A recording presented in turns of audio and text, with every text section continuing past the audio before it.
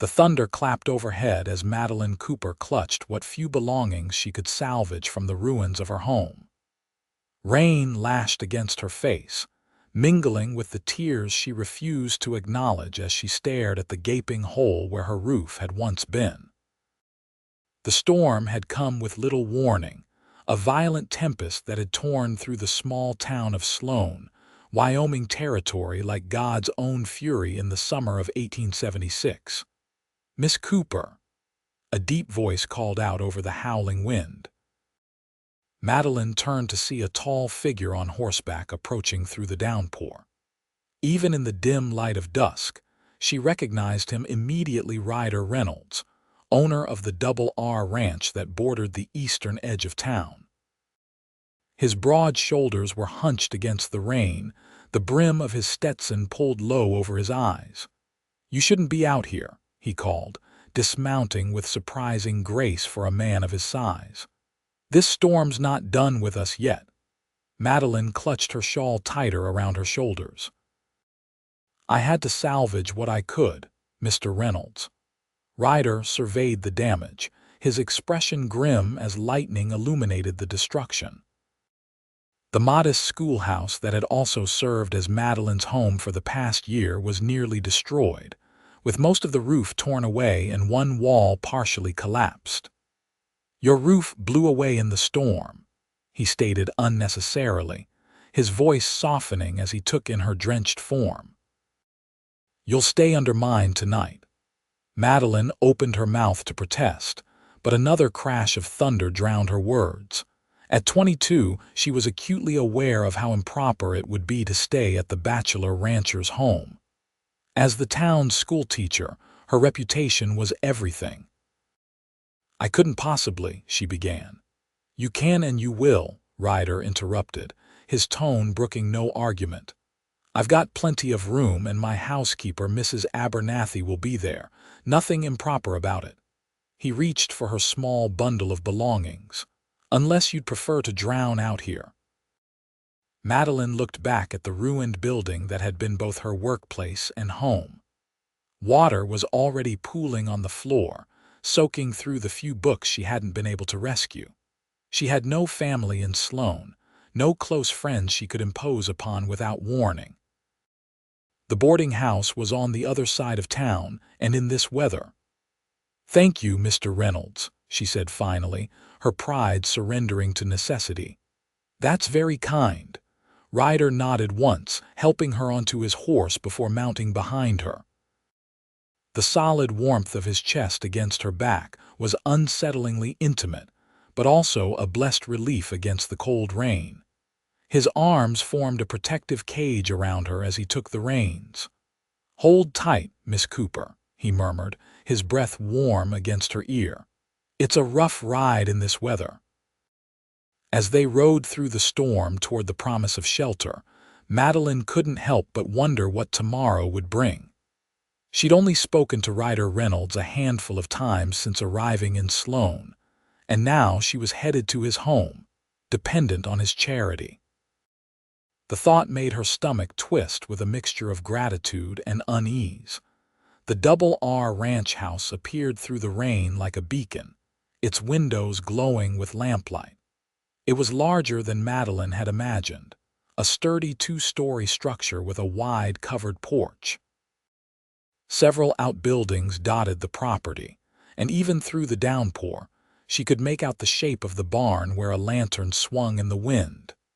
They arrived at the hitching post, and Ryder dismounted in one fluid motion before reaching up to help her down. His hands encircled her waist, and for a moment their eyes met.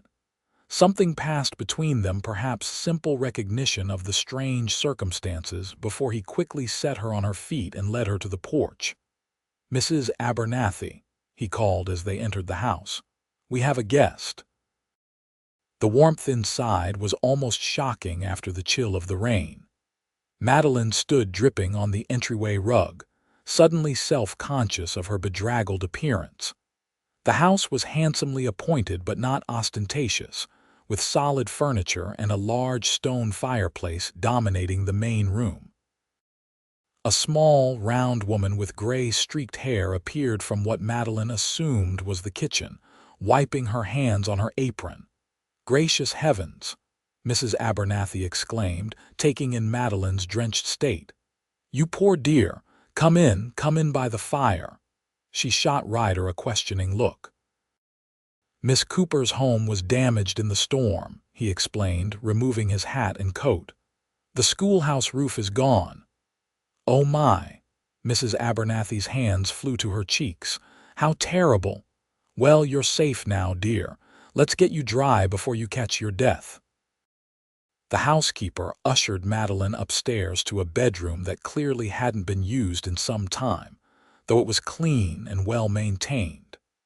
She provided a nightgown and robe that Mrs. Abernathy explained had belonged to Ryder's late mother. "Been keeping them fresh, though heaven knows why," the woman said as she laid out the garments. "Mr. Reynolds never brings visitors, let alone ladies. You're the first woman besides myself to step foot in this house in years." Madeline's eyebrows rose slightly at this information. Ryder Reynolds was something of an enigma in Sloan. Wealthy, respectable, but solitary. Some of the town gossips had tried to hint at some dark past, but Madeline had paid little attention to such talk. "I'm grateful for the kindness," she said simply. After changing into the borrowed nightclothes and wrapping herself in the robe, Madeline made her way downstairs to find Ryder standing by the fire, a tumbler of amber liquid in his hand. He had changed as well, into a clean shirt and trousers, his dark hair still damp from the rain. He turned at her entrance, and for a moment she saw something in his eyes, surprise, perhaps, at her transformed appearance, or maybe something more complex. Whatever it was vanished quickly behind his usual reserved expression. "Mrs. Abernathy has prepared some stew," he said, gesturing toward the dining area. "You should eat something warm." "Thank you." Madeline was suddenly aware of her hunger, having forgotten to eat in the chaos of the storm and the destruction of her home. The meal was simple but delicious, and Madeline found herself relaxing despite the strange circumstances. Mrs. Abernathy kept the conversation flowing, chatting about everything from the unseasonable weather to the latest shipment of goods to arrive at the general store. Ryder said little, but Madeline caught him watching her several times with an unreadable expression. When the meal concluded, Mrs. Abernathy announced she would be retiring to her room in the attached servants' quarters, leaving Madeline momentarily panic-stricken at the thought of being alone with Ryder.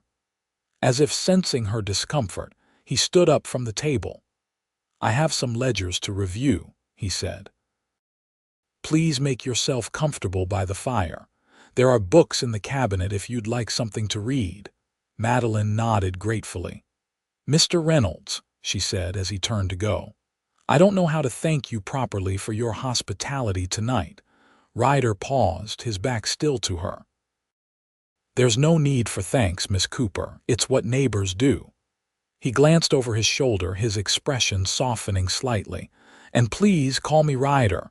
"Then you must call me Madeline," she replied, surprised by her own boldness. He nodded once. "Madeline." The way he said her name sent an unexpected shiver down her spine. "Good night, then. We'll assess the damage to your home in the morning." With that, he disappeared into what she assumed was his study, leaving her alone with her thoughts and the crackling fire. Madeline settled into a comfortable armchair, selecting a volume of Tennyson's poetry from the bookshelf. Despite her exhaustion, sleep seemed impossible as her mind raced with concerns about her future. The schoolhouse had been her home since arriving in Sloan nearly a year ago. Before that, she had taught in Denver, but the death of her parents in a carriage accident had left her wanting a fresh start somewhere new. Sloan had offered that opportunity, a small but growing town in need of an educated woman to teach its children. The town council had provided the schoolhouse with the small attached living quarters as part of her compensation. Now, with the building damaged so severely, what would become of her position? Where would she live? The new term was set to begin in just 2 weeks. Even if repairs could be made quickly, she would need temporary lodging. The storm continued to rage outside, rain lashing against the windows as if mocking her concerns.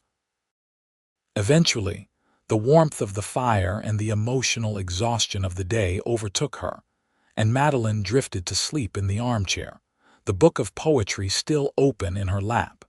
She woke disoriented, momentarily confused by her unfamiliar surroundings. The fire had died down to embers, casting the room in shadows. A blanket had been draped over her while she slept. Ryder must have come in and found her there. The thought of him watching her sleep should have disturbed her, but somehow it didn't. Madeline carefully folded the blanket and returned the book to its shelf before making her way upstairs to the bedroom Mrs. Abernathy had prepared. The borrowed nightgown was soft against her skin as she slipped between the sheets, the distant sound of the storm lulling her back to sleep. Morning arrived with unexpected brightness. The storm had passed during the night, leaving behind a washed, clean world glittering in the early sunlight. Madeline dressed in her own clothes, now dried by Mrs. Abernathy's careful attention, and made her way downstairs. She found Ryder in the dining room studying a newspaper while drinking coffee. He stood when she entered, a gesture of politeness she hadn't expected. "Good morning," he said. "Did you sleep well?" "Yes, thank you," she replied, though the lie was evident in the shadows beneath her eyes. "Has the storm done much damage elsewhere in town?" "Some, but nothing as severe as the schoolhouse from what I've heard." He gestured for her to sit as Mrs. Abernathy bustled in with a plate of eggs and bacon. "I've sent word to Mayor Talbot about your situation. He'll likely call an emergency town council meeting." Madeline nodded, grateful for his foresight but embarrassed to be the cause of such trouble. "I should return to town as soon as possible. Perhaps some of my belongings can still be salvaged."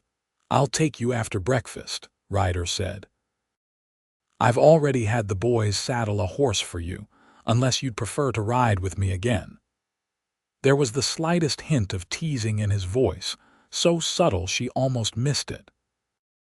"I can manage on my own, thank you," she replied primly, though the memory of being held securely in his arms during the storm sent a flush of warmth to her cheeks. The ride to town revealed the storm's capricious nature. Some areas appeared untouched while others showed significant damage. The schoolhouse, situated on a small rise at the edge of town, had taken the full brunt of the wind. In daylight, the destruction was even more apparent than it had seemed the night before. A small crowd had gathered Mayor Talbot, several town council members, and a few concerned parents. They turned as Madeline approached with Ryder. "Miss Cooper," Mayor Talbot called, hurrying forward. "Thank the Lord you're safe. We feared the worst when we couldn't find you last night." "Mr. Reynolds kindly offered shelter when he found me trying to salvage what I could," Madeline explained, conscious of the curious glances exchanged among the onlookers. "Very good of you, Reynolds," the mayor said, nodding to Ryder. "Now, Miss Cooper, I'm afraid the news isn't promising. Our builder, Mr. Finch, has already examined the structure." A thin man with spectacles stepped forward. "The damage is extensive, Miss Cooper. The roof will need to be entirely rebuilt, and that wall—" He gestured to the partially collapsed section. "The foundations shifted. We'd need to tear down and start fresh." "How long would such repairs take?" Madeline asked, trying to keep her voice steady. Mr. Finch exchanged a glance with the mayor. "With materials needing to be ordered from Cheyenne, 6 weeks at minimum, assuming good weather." 6 weeks. The school term would be well underway by then. And where would she live in the meantime? The boarding house was currently full with railroad workers, and there were few rental properties available in the small town. "The council will meet this afternoon to discuss options," Mayor Talbot assured her. "Perhaps we can temporarily hold classes in the church. And Miss Cooper's accommodation." Ryder's deep voice cut through the conversation. "Where will she stay during repairs?" An uncomfortable silence fell over the group. It was Mrs. Pemberton, the banker's wife, who finally spoke.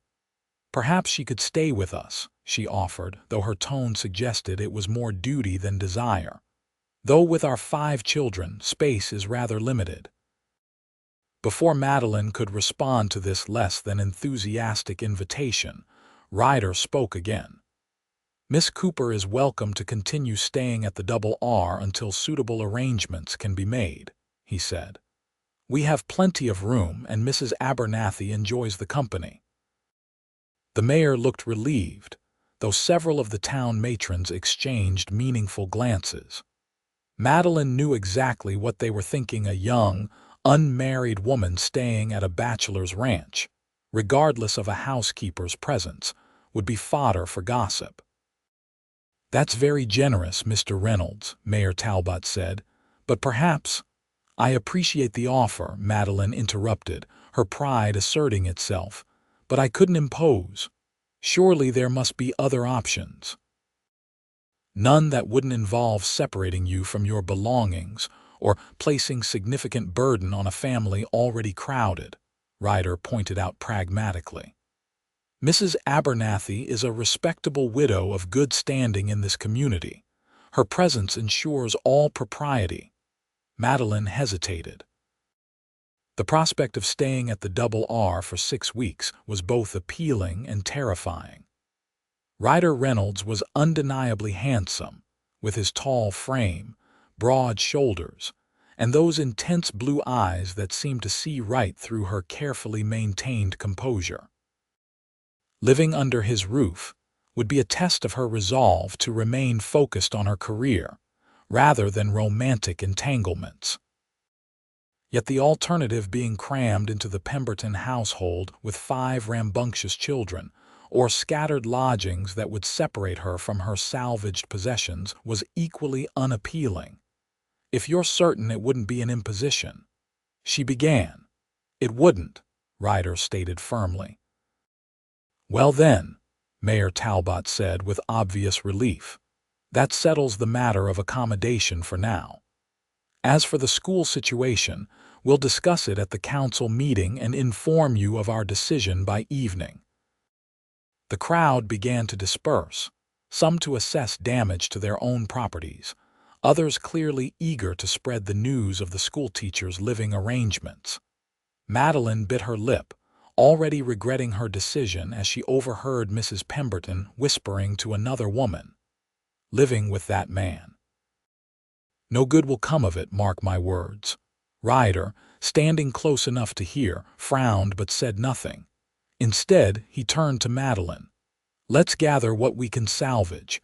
My ranch hands will come with a wagon for the larger items." They spent the next few hours sorting through the wreckage. Most of Madeline's clothing had been protected in her wardrobe, though some pieces were damp. Her books had fared worst of all. Many were water-damaged beyond repair. Each ruined volume felt like losing an old friend, and she had to fight back tears several times. Ryder worked alongside her silently, respectful of her attachment to the humble possessions. When he found her mother's embroidered handkerchiefs miraculously dry in a drawer, he handled them with such care that Madeline felt a lump rise in her throat. "These are important to you," he observed, not a question but a statement. "They were my mother's," she explained softly. "One of the few things I have left of her." Ryder nodded, carefully placing them in the box of items to be transported to the ranch. "We'll take good care of everything," he promised. By midday, they had salvaged all they could. Madeline stood in what had once been her classroom, looking at the water-stained floors and the sun shining through the missing roof. Nearly a year of her life had been spent in this room, teaching the children of Sloan to read and write, to understand numbers and geography and history. "It can be rebuilt," Ryder said quietly, seeming to read her thoughts. "Buildings are just structures. What you've built in the minds of those children, that's what matters." Madeline looked at him in surprise. It was perhaps the most personal thing he'd said to her, revealing a depth of understanding she hadn't expected. "Thank you," she said simply. They returned to the Double R, where Mrs. Abernathy had prepared a hearty lunch and fussed over Madeline's damp belongings, promising to have everything properly dried and pressed. "I've prepared the blue bedroom for a longer stay," the housekeeper informed her. "It gets the morning sun, which I thought you might appreciate as a teacher, good light for reading." "That's very thoughtful," Madeline said, touched by the consideration. "Mr. Reynolds insisted," Mrs. Abernathy replied with a knowing smile that made Madeline wonder exactly what the older woman was thinking.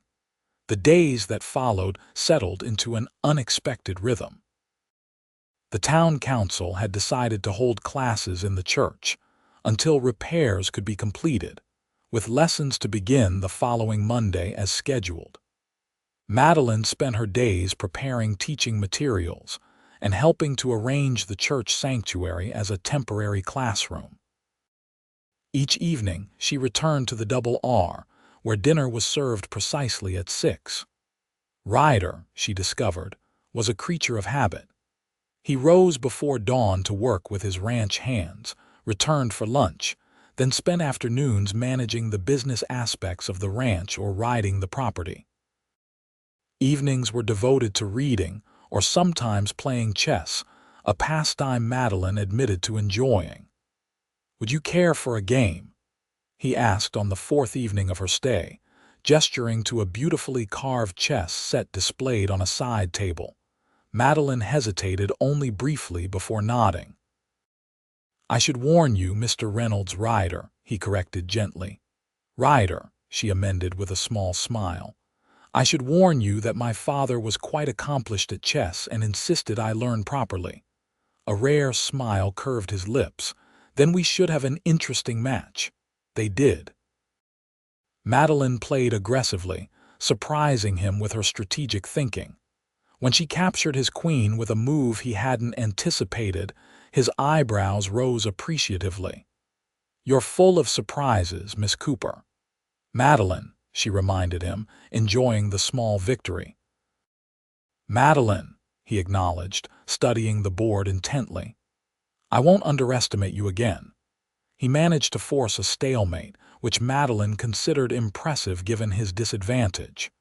As they reset the pieces, their fingers brushed briefly, sending an unexpected jolt of awareness through her. She quickly withdrew her hand, but not before noticing the slight darkening of his eyes. The chess games became a nightly ritual, a quiet time after dinner when they would match wits across the board. Sometimes they talked careful, measured conversations about books they had read or places they had seen. Ryder, she learned, had traveled extensively before settling in Wyoming. He spoke knowledgeably about New York, San Francisco, even London and Paris. "How does someone so well-traveled end up ranching in Sloan?" she asked one evening as they played. Something closed in his expression. "Family obligations," he said shortly, moving his bishop with more force than necessary. "My father's health was failing. I came back to take over the ranch." "I'm sorry," Madeline said, sensing she had touched on a difficult subject. "Were you close to your father?" Ryder hesitated, then sighed. "No, quite the opposite, but he was still my father." "And your mother?" A softer expression crossed his face. "She died when I was 15. She was everything good in my childhood." Madeline nodded, understanding all too well the pain of losing a beloved parent. "My mother was similar. She encouraged my education when many thought it unnecessary for a girl." "She sounds like a wise woman," Ryder commented. She would be proud of what you've accomplished. The school term began, and Madeline found herself busier than ever, trying to maintain normalcy for her students despite the makeshift classroom. The children, of course, thought it a grand adventure to have school in the church, though the lack of proper desks and blackboards presented challenges. Each morning, Ryder insisted on driving her to town in his buggy, and each afternoon he appeared at the church to bring her back to the ranch. At first, she protested this arrangement. "I'm perfectly capable of riding by myself," she argued. "You needn't disrupt your day for me." "It's no disruption," he insisted. "I have business in town regularly anyway." They both knew this wasn't entirely true, but after the first week, Madeline stopped protesting. She found herself looking forward to those journeys, to the quiet conversations and the comfortable silence that often fell between them. The town, predictably, noticed. Madeline overheard whispers when she visited the general store, saw the knowing looks exchanged when Ryder helped her down from the buggy in front of the church. Mrs. Pemberton was particularly vocal about her disapproval, though never directly to Madeline's face. "You shouldn't let it bother you," Ryder told her one afternoon when he noticed her subdued mood after a particularly obvious snub from the banker's wife. "Small towns run on gossip. It will pass." "It's not just me I'm worried about," Madeline admitted. "I don't want to cause problems for you either." Ryder's expression softened. "Madeline, I've never much cared what the good people of Sloan think of me. Don't waste your concern on my account." 3 weeks into her stay at the Double R, disaster struck again. A letter arrived from Mr. Finch, the builder, explaining that the materials ordered for the schoolhouse repairs had been delayed. A bridge washout along the rail line meant it would be at least another month before construction could begin. 2 more months. Madeline said, dismayed as she read the letter aloud to Ryder and Mrs. Abernathy over dinner. "I can't impose on your hospitality for that long." "Nonsense," Mrs. Abernathy declared before Ryder could speak. "You're no imposition, dear. In fact, this house hasn't felt so much like a home in years." Ryder nodded in agreement. "Mrs. Abernathy is right. You're welcome to stay as long as necessary." That night, unable to sleep, Madeline slipped downstairs for a book to read. She was surprised to find a lamp still burning in the study, the door slightly ajar. She hesitated, about to turn away when she heard Ryder's voice. "Come in, Madeline. I'm still awake." She pushed the door open to find him seated behind his desk, a ledger open before him and a glass of whiskey at his elbow. He looked tired but smiled when she entered. "I didn't mean to disturb you," she apologized. "I just came down for something to read." "You're not disturbing me," he closed the ledger. "I was just finishing up." Madeline moved to the bookshelf, selecting a novel she hadn't read before. "You work very hard," she observed. "Even in the evenings." "A ranch this size requires constant attention," he replied, watching her with that intense gaze that always made her feel slightly breathless. "Though I admit I've neglected some of these books lately." "Why is that?" she asked, curious. A slight smile touched his lips. "I find our chess games more engaging." Something in his tone made her heart beat faster.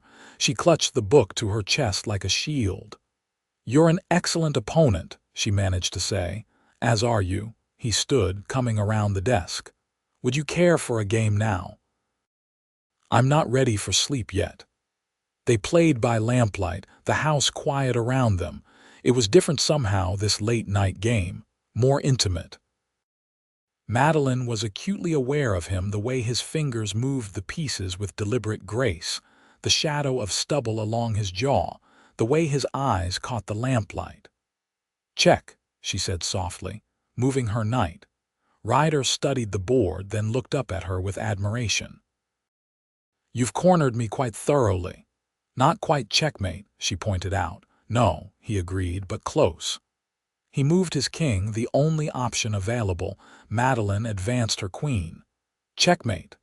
Instead of resetting the board as he usually did, Ryder leaned back in his chair, studying her face. "You continue to surprise me, Madeline Cooper." "How so?" she asked, suddenly breathless under his scrutiny. "You're not like any woman I've met before. Your mind, the way you think." He shook his head slightly. "It's refreshing." "Most men find an educated woman unsettling," she said carefully. "I'm not most men." The simple statement hung in the air between them, weighted with meaning. Madeline stood abruptly, suddenly afraid of what might happen if she remained. "It's late. I should return to my room." Ryder stood as well, his height making the small study seem even smaller. "Of course. Good night, Madeline." "Good night, Ryder." She hurried from the room, the novel clutched forgotten in her hand, her heart pounding an unfamiliar rhythm. The following Sunday, Madeline attended church services as usual. She had been careful to maintain all her normal activities despite her changed living situation, determined to give the gossips as little ammunition as possible. Ryder, who rarely attended services, surprised her by offering to accompany her. They sat together in a pew near the back, conscious of the curious glances directed their way. Reverend Wallace preached on charity and kindness to neighbors, a sermon Madeline suspected was partly inspired by her situation. When the service concluded, several people approached to inquire about the schoolhouse repairs. "Another month at least," Madeline explained to Mrs. Johnson, mother of 2 of her students. "The materials have been delayed." "And you're still staying at the Reynolds ranch," Mrs. Pemberton interjected, appearing beside them with a disapproving frown. "Yes, Mr. Reynolds has been very kind," Madeline replied evenly, refusing to be baited. "Indeed," Mrs. Pemberton sniffed. "Most accommodating, though one wonders what Mrs. Reynolds would think of the arrangement were she alive to see it." A flash of anger crossed Ryder's face as he stepped forward. "Mrs. Reynolds, my mother would have insisted on offering shelter to someone in need, regardless of what small minds might think." Mrs. Pemberton, the banker's wife, flushed crimson. "Well, I never know, you never do think before you speak," Ryder cut her off coldly. "If you'll excuse us." He offered his arm to Madeline, who took it gratefully, allowing him to lead her from the church. Once outside, she released a shaky breath. "I'm sorry. I didn't mean to cause a scene." "You didn't," he assured her. "She did, and I won't have her or anyone else impugning your character." His jaw was set in a hard line. "Thank you for defending me," Madeline said softly. His expression softened as he looked down at her. "Always," he promised, and the simple words sent a shiver of awareness through her. That evening, a fierce autumn rainstorm swept through the area. The wind and thunder a haunting echo of the tempest that had destroyed the schoolhouse. Madeline stood at the window of her bedroom, watching lightning split the sky, remembering the night Ryder had found her among the ruins of her home. A knock at her door startled her from her reverie. She opened it to find Ryder standing there, looking slightly uncomfortable. "I thought you might be unsettled by the storm," he explained, given the memories it might bring. The thoughtfulness of this gesture touched her deeply. "I was just thinking about that night," she admitted. "How different my life might have been if you hadn't come along when you did." "May I come in?" he asked. At her nod, he entered, remaining near the door. "I've been meaning to ask you something." "Yes. What were your plans before the storm? For your future, I mean." Madeline considered the question. "I intended to continue teaching in Sloan. Perhaps eventually move to a larger town with more opportunities. Denver, maybe, or even Chicago." "You never considered marriage, a family of your own?" His voice was carefully neutral. She turned back to the window, watching the rain lash against the glass. "I suppose I assumed that door was closed to me. Most men don't want a wife who values education and independence. Some do. The quiet certainty in his voice made her turn to face him again. "Ryder, I should let you rest," he said, stepping back toward the door. "Good night, Madeline." "Good night," she whispered as the door closed behind him, leaving her with a curious ache in her chest and questions she wasn't ready to answer. The next 2 weeks passed in a confusing blur for Madeline. During the days, she taught her students, trying to maintain normalcy despite the makeshift classroom. Each evening, she returned to the double R, where the atmosphere had subtly changed since that night in her bedroom. Ryder was as polite as ever, but something simmered beneath the surface of their interactions, an unspoken awareness neither of them acknowledged. They still played chess in the evenings, still discussed books and ideas, but there was a new tension between them. Sometimes she would look up to find him watching her with an intensity that made her breath catch. Other times, their hands would brush accidentally, and she would feel that touch like a brand upon her skin. Mrs. Abernathy, observant as always, said nothing but smiled knowingly when she caught these moments of connection. One afternoon, as Madeline helped her prepare vegetables for dinner, the housekeeper finally broke her silence on the matter. "He's different with you here," she said, slicing carrots with practiced efficiency. "Happier, more like the boy he was before his mother passed." Madeline focused intently on the potatoes she was peeling. "I'm sure it's just the company. Anyone would make a difference after so much solitude." Mrs. Abernathy snorted softly. "Not anyone, Miss Cooper. You specifically." She set down her knife and faced Madeline directly. "That man has been alone by choice for years. Plenty of young ladies in town would have been happy to change that, but he never gave any of them a second glance." "Mrs. Abernathy, I'm just saying what I see," the housekeeper continued, returning to her carrots. "And I see two people who light up when they're together. Seems a shame to waste that kind of connection." Madeline had no response, her thoughts too turbulent to form into coherent words. Was she truly developing feelings for Ryder Reynolds? And if so, what then? In a month or less, the schoolhouse would be repaired, and she would return to her own home. Their lives would resume their separate courses. The decision was taken out of her hands the following Saturday. Mr. Finch arrived at the Double R with news the materials had arrived earlier than expected, and work could begin on the schoolhouse immediately. With good weather, it might be completed within 2 weeks. "That's wonderful news," Madeline exclaimed, though she was surprised by the hollow feeling that accompanied her words. Ryder, standing beside her on the porch, merely nodded, his expression unreadable. "Indeed. Excellent news." That evening, the atmosphere at dinner was subdued. Mrs. Abernathy attempted to maintain conversation, but both Madeline and Ryder were unusually quiet. When the meal concluded, Ryder excused himself without suggesting their usual chess game, disappearing into his study. Madeline retired early, though sleep eluded her.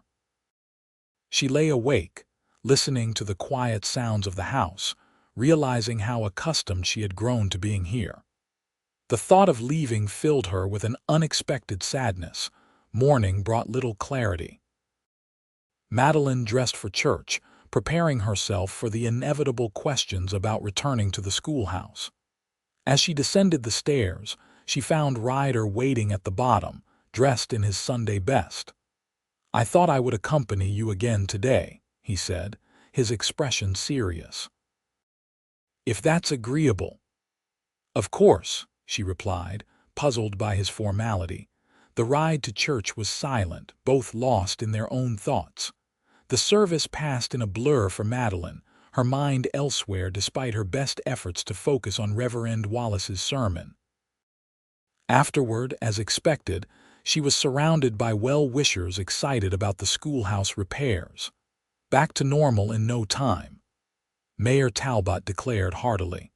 "Though I'm sure Mr. Reynolds will miss having such pleasant company, eh?" He winked at Ryder, who managed a tight smile in response. "Indeed," was all he said. They had just reached the buggy for the return journey when Mrs. Pemberton approached, her husband the banker in tow. "Miss Cooper," she said with a smile that didn't reach her eyes. "Such wonderful news about the schoolhouse. You must be relieved to be returning to appropriate accommodations soon." Before Madeline could respond, Ryder stepped forward. "Mrs. Pemberton, I've tolerated your insinuations far too long out of respect for your husband, but I won't stand by while you continue to impugn Miss Cooper's character or my own." The banker tugged nervously at his wife's arm. "Now, Reynolds, I'm sure Margaret meant no, she knew exactly what she meant," Ryder interrupted, his voice level but intense. "And I won't have it. Not any more." He turned to Madeline, his expression softening. "If you'll excuse me for a moment, there's something I need to discuss with Reverend Wallace." Bewildered, Madeline watched as he strode back toward the church, where the Reverend was chatting with parishioners. The Pembertons retreated, Mrs. Pemberton muttering indignantly about manners while her husband attempted to placate her. Ryder returned minutes later, his face set in determined lines. "Madeline, would you walk with me? There's something I'd like to discuss in private." Curious and somewhat apprehensive, she allowed him to lead her to a small garden beside the church, partially sheltered from view by a stand of cottonwood trees. He seemed unusually agitated, pacing a few steps before turning to face her. "I've just spoken with Reverend Wallace," he began, then stopped, running a hand through his hair in an uncharacteristic gesture of nervousness. "This isn't how I planned to do this, I had thought. Well, it doesn't matter now." "Ryder, what is it?" Madeline asked, concern replacing her curiosity. "Is something wrong?" "No," he said quickly. "Nothing's wrong, it's just—" He took a deep breath, squaring his shoulders as if preparing for battle. "Madeline, these past weeks with you at the Double R have been— I've never—" He stopped again, frustration evident on his face. "I'm not good with words like this." Understanding began to dawn on Madeline, a wild hope rising in her chest that she hardly dared acknowledge. "What I'm trying to say," Ryder continued, his voice steadier now, "is that I don't want you to leave. Not ever." "What?" she whispered, needing to hear him say it plainly. He stepped closer, taking her hands in his. "I love you, Madeline Cooper. I think I started falling in love with you that night in the rain, and every day since has only confirmed what I felt then. I don't want to go back to my life before you. I want to build a new life with you." Tears welled in Madeline's eyes as emotions she had been suppressing for weeks finally broke free. "Ryder, I know it's sudden," he rushed on. "I know you have your teaching and your independence. I would never ask you to give that up. You could still teach, still have your own life and interests, but I'm asking you to share your life with mine, to be my wife." The word hung in the air between them. Wife. Such a simple word for such a profound change. "I spoke to Reverend Wallace about performing the ceremony," Ryder explained when she remained silent. "Whenever you're ready, a week, a month, a year, I'll wait as long as you need." Madeline looked up at him, this man who had quite literally offered her shelter from the storm, who had defended her reputation, who had engaged her mind and gradually captured her heart. "I don't need a year," she said softly. "Or even a month." Hope blazed in his eyes. "Does that mean—" "Yes," Madeline said, her voice stronger now. "Yes, Ryder Reynolds, I will marry you." His face transformed with joy, and then he was pulling her into his arms, kissing her with a passion that left her breathless. It was their first kiss, but it held the promise of a lifetime of such moments to come. When they finally broke apart, Madeline laughed softly. "Mrs. Pemberton will be scandalized." "Let her be," Ryder replied, his arms still around her waist. I don't care what anyone thinks except you." They returned to the buggy hand in hand, aware of the curious stares but too happy to care. As they drove back to the ranch, Madeline leaned against Ryder's shoulder, marveling at how quickly life could change: a storm, a ruined roof, an offer of shelter, and now a future she had never imagined for herself. "When shall we have the wedding?"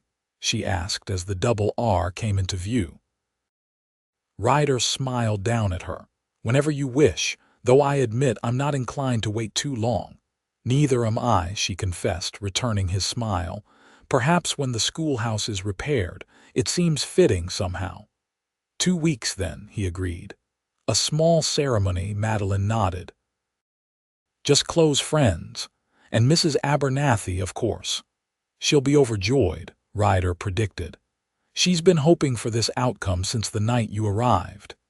As they approached the house, Mrs. Abernathy emerged onto the porch, wiping her hands on her apron. One look at their joined hands and radiant faces told her everything she needed to know. "Well, it's about time," she exclaimed, hurrying down to embrace them both. "I was beginning to think you two would never come to your senses." The news spread quickly through Sloan, as news always did in small towns. To Madeline's surprise, the reaction was largely positive. Even Mrs. Pemberton, after her initial shock, managed a grudging congratulations when they announced their engagement at church the following Sunday. "I suppose it is rather romantic," she admitted. "Like something from a novel." Mayor Talbot was particularly pleased. "Best news I've heard all year," he declared. "Reynolds, you're a lucky man." "Don't I know it?" Ryder agreed, his hand resting protectively at the small of Madeline's back. The schoolhouse repairs progressed rapidly, and as promised, 2 weeks later it stood complete: a new roof, fresh paint, even improved desks for the students.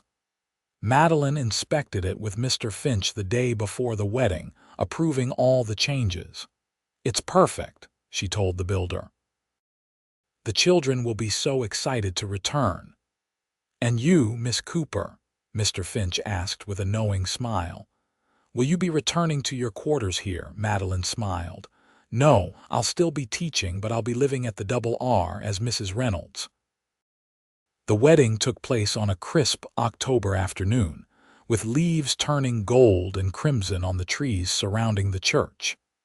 Madeline wore a simple ivory gown that Mrs. Abernathy had helped her select on a special trip to Cheyenne. Ryder waited at the altar in a new black suit, his face solemn until he saw her walking toward him. Then his expression transformed into one of such joy and love that tears sprang to Madeline's eyes. Reverend Wallace performed the ceremony with evident pleasure, pronouncing them husband and wife before a small gathering of friends and well-wishers. When Ryder kissed his bride, a cheer went up from the assembled guests. The celebration afterward was held at the Double R, the ranch house decorated with autumn flowers and ribbons under Mrs. Abernathy's expert direction. As the sun began to set, casting golden light across the land, Madeline found herself standing on the porch, taking a moment alone to absorb the day's events. Ryder joined her, slipping an arm around her waist. "Happy, Mrs. Reynolds?" The name sent a thrill through her. "Very," she assured him, leaning into his embrace. "Though it still seems like a dream sometimes, that storm changing everything." "The best kind of storm," Ryder murmured, pressing a kiss to her temple. "The kind that brings you exactly where you're meant to be." As they stood together watching the sunset paint the Wyoming sky in brilliant hues, Madeline reflected on the strange, wonderful journey that had brought her here. From the destruction of her home, to finding a new one, not just a physical dwelling, but a home in the heart of the man beside her. "We should rejoin our guests," she said eventually, though reluctant to leave this peaceful moment. "In a minute," Ryder replied, turning her to face him. "I want to remember this moment, just you and me, at the beginning of our life together." He kissed her then, a kiss full of promise and passion, and a future stretching out before them like the vast Wyoming horizon, boundless and bright with possibility. The weeks following the wedding were a time of adjustment and discovery for both Madeline and Ryder. She continued teaching at the newly restored schoolhouse, riding to town each morning with Ryder when he had business there, or on her own when he was needed at the ranch. The students were delighted with their improved classroom, and if they noticed that their teacher now signed her name Mrs. Reynolds on the blackboard instead of Miss Cooper, they made little comment beyond initial curiosity. Life at the Double R changed subtly with Madeline's permanent presence. Fresh flowers appeared on tables, new curtains at windows. The library, already well stocked, expanded with volumes of poetry and novels Madeline favored. Most noticeably, laughter and conversation filled rooms that had once been silent. Ryder, always reserved with others, blossomed in private with his wife. Madeline discovered his quiet sense of humor, his passionate nature, his deep thoughtfulness.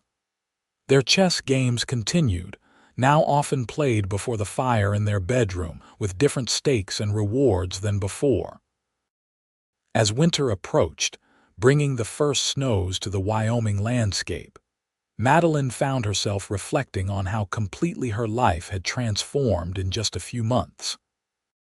One evening, as they sat together in the study, Ryder reviewing ranch accounts, Madeline grading student essays, she voiced this thought aloud.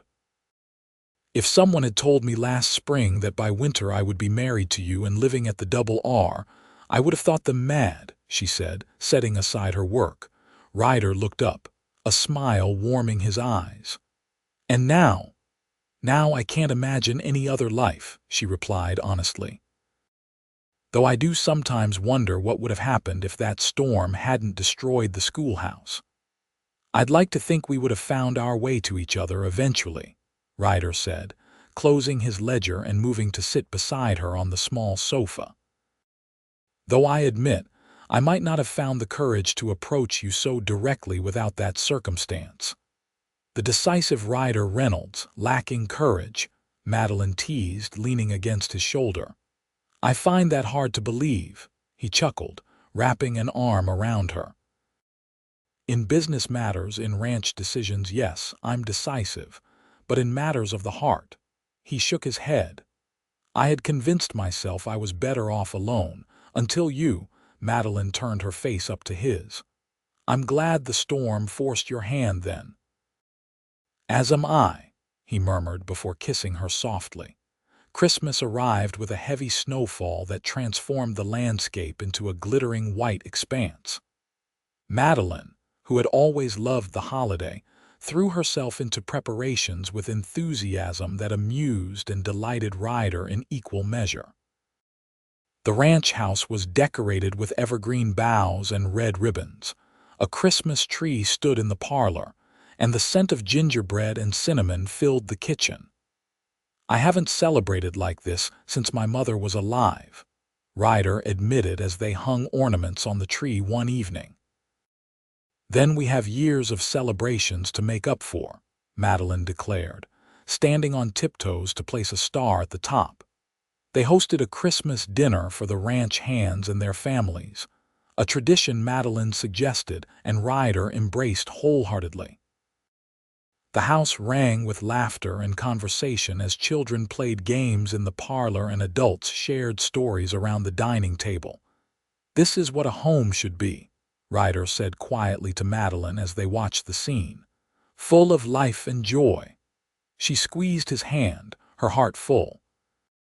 "It will always be so," she promised. On Christmas morning, they exchanged gifts by the fire, practical items mostly. Though Ryder surprised Madeline with a delicate gold locket containing a small portrait of them both, painted by an artist who had passed through Sloan in November. "It's beautiful," she whispered, touching it reverently before fastening it around her neck. "I'll treasure it always." Her gift to him was a finely bound edition of Tennyson's poems, the same volume she had been reading that first night at the Double R. Inside, she had inscribed, "To my husband, who offered shelter from the storm and found a place in my heart, with all my love, Madeline." As winter deepened, Madeline settled fully into her role as mistress of the Double R while maintaining her teaching position. She and Ryder found a rhythm to their days that accommodated both their responsibilities.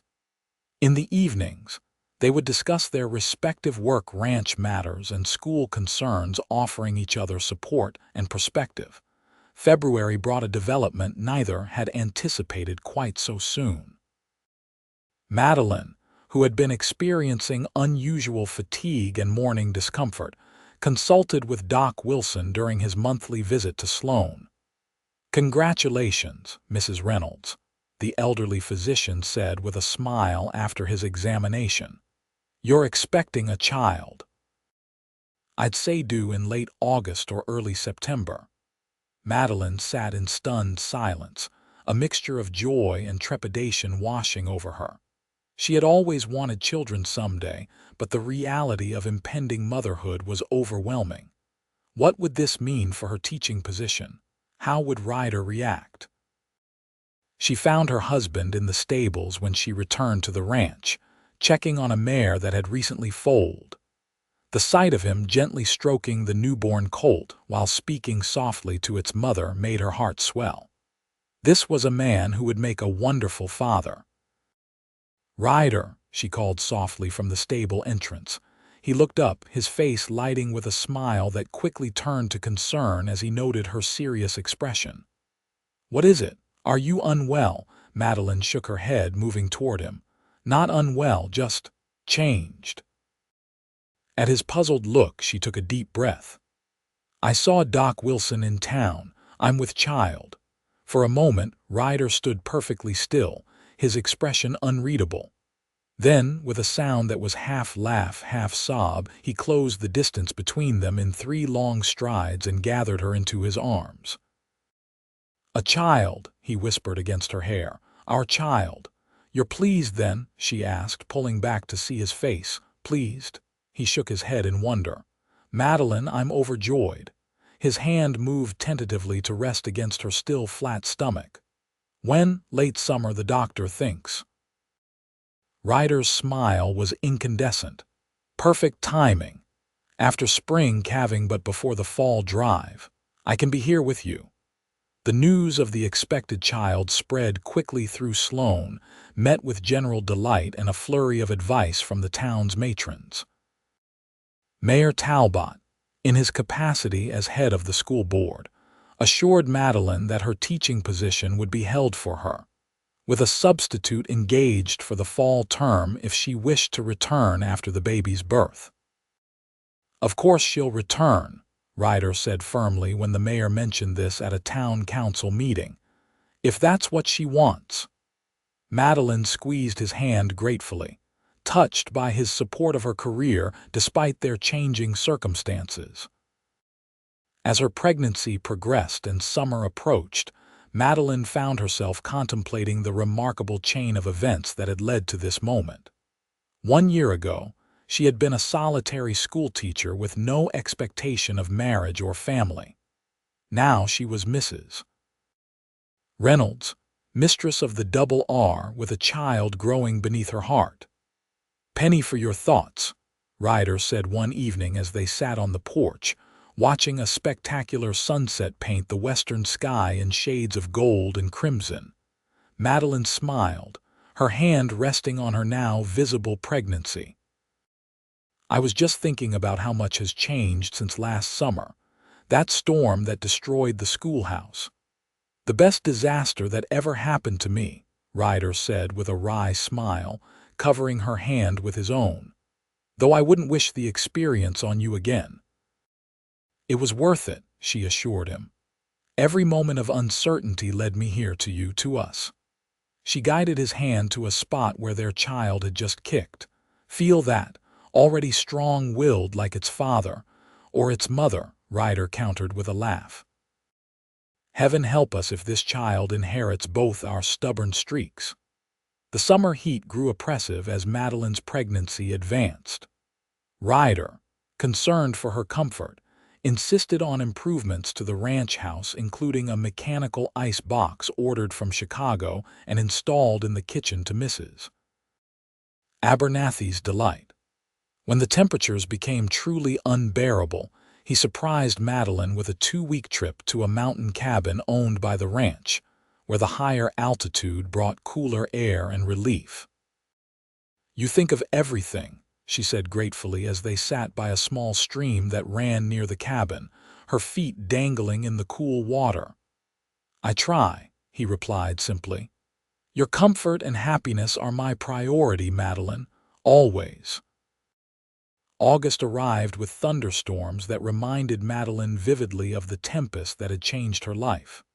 As lightning flashed across the sky one evening, she felt the first unmistakable contractions begin. "Ryder," she called, her voice steady despite her racing heart. "I think it's time." What followed was a blur of activity: Ryder sending a ranch hand galloping for Doc Wilson, Mrs. Abernathy preparing the bedroom, Madeline trying to remain calm as the contractions intensified. The storm outside mirrored the tumult within as her body worked to bring their child into the world. Doc Wilson arrived just as the worst of the storm passed, bringing with him his nurse and a reassuring manner honed by decades of practice.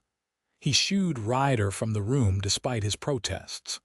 "Husbands underfoot are more trouble than they're worth," the doctor declared. "Wait downstairs, Reynolds. We'll call you when there's news." The labor was long and difficult. Through hours of pain, Madeline held onto the thought of the child she would soon hold, the living embodiment of her love for Ryder. Outside the bedroom door, Ryder paced restlessly, ignoring Mrs. Abernathy's suggestions that he try to rest. Finally, as dawn broke over the eastern horizon, a new cry joined the awakening birdsong, the lusty wail of a newborn taking its first breath. "Mr. Reynolds," the nurse called, opening the bedroom door. "You have a son." Ryder entered the room in a daze, his eyes immediately finding Madeline propped against pillows, exhausted but radiant, a small bundle cradled in her arms. He moved to her side, sinking onto the edge of the bed, speechless with emotion. "Meet your son," Madeline said softly, pulling back the blanket to reveal a tiny face with a shock of dark hair. "He's perfect," Ryder whispered, gently touching the baby's cheek with one finger. The infant turned toward the touch, his eyes blinking open blue like his father's. "Hello, son." "What shall we call him?" Madeline asked, watching her husband's face as he gazed in wonder at their child. Ryder considered for a moment. "Robert," he suggested. "After your father, you've spoken of him with such admiration." Tears filled Madeline's eyes at this thoughtful gesture. "Robert Reynolds," she tested the name. "It's perfect." As the household settled into the rhythm of life with a newborn, Madeline marveled at how naturally Ryder took to fatherhood. He seemed unfazed by midnight feedings or crying spells, often taking the baby from her tired arms with a gentle insistence that she rest. "You're a natural with him," she observed one evening as Ryder walked the floor with Robert, soothing the fussy infant with a quiet, deep-voiced rendition of a cowboy ballad. He looked up, surprised. "Am I? I never thought." He shook his head slightly. "My own father was distant. I wasn't sure I'd know how to be different." "You are," Madeline assured him. "Very different. You're giving Robert what you never had." Autumn came to Wyoming in a blaze of color, the cottonwoods and aspens turning gold against the evergreen backdrop of the pines. Robert grew stronger daily, his personality emerging curious, determined, with a smile that melted both his parents' hearts. As promised, a substitute teacher had been engaged for the fall term, allowing Madeline to focus on motherhood while she decided when or if to return to teaching. To her surprise, she found herself missing the classroom more than she had anticipated. "I think I'd like to return after the new year," she told Ryder one evening as they sat by the fire, Robert sleeping peacefully in a cradle nearby. "Perhaps part-time at first." Ryder nodded thoughtfully. "If that's what you want, we'll make it work. Mrs. Abernathy has already volunteered to help with Robert while you're teaching." "You don't mind?" Madeline asked. "Some husbands would expect their wives to give up such pursuits after becoming mothers." "I'm not some husbands," Ryder reminded her with a smile. "I fell in love with you, all of you, including your passion for teaching. I wouldn't ask you to change that part of yourself." Madeline leaned over to kiss him softly. "Thank you for understanding. Always," he promised. January 1878 found Madeline back in the schoolhouse 3 mornings a week, balancing her roles as teacher, wife, and mother with careful attention to each. The students were delighted by her return, especially when she occasionally brought baby Robert with her for special occasions. Life settled into a pleasant rhythm at the Double R. Ryder continued to expand the ranch operations, adding new breeding stock and increasing their holdings with the purchase of adjacent land. Madeline divided her time between home and school, finding fulfillment in both spheres. Their evenings remained sacred family time, often spent reading aloud by the fire or playing chess after Robert was asleep. Spring arrived with its usual bustle of activity, calving season keeping Ryder busy from dawn till dusk, while Madeline prepared her students for end-of-term examinations. Robert, now crawling with determined energy, kept both parents on constant alert during the hours they were together. On the anniversary of the storm that had destroyed the schoolhouse roof, Ryder surprised Madeline with a special dinner after Robert had been tucked into bed. "What's the occasion?" she asked, delighted by the candlelight and flowers that decorated the dining table. "1 year ago today," he reminded her, "your roof blew away in the storm and I said you'd stay under mine tonight." Madeline's eyes softened with memory. "So I did. Little did I know I'd stay forever." "Best decision I ever made," Ryder said, raising his glass in a toast. "To storms that change our lives." "To storms," Madeline agreed, "and the shelter we find afterward."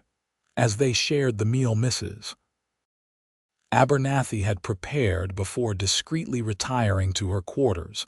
They spoke of the future, their hopes for Robert, plans for the ranch, perhaps more children someday. The conversation flowed easily between them, the bond forged in those early days only strengthened by the shared experiences of the past year. Later, as they stood together on the porch looking out at the star-filled Wyoming sky, Ryder wrapped his arms around Madeline from behind, his chin resting on top of her head. "Happy?" he asked softly. Madeline leaned back against his solid warmth, feeling the steady beat of his heart against her back. "Completely," she answered truthfully.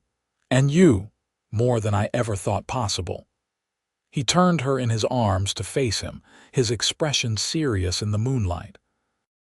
"I love you, Madeline Reynolds, more today than yesterday and not as much as I will tomorrow."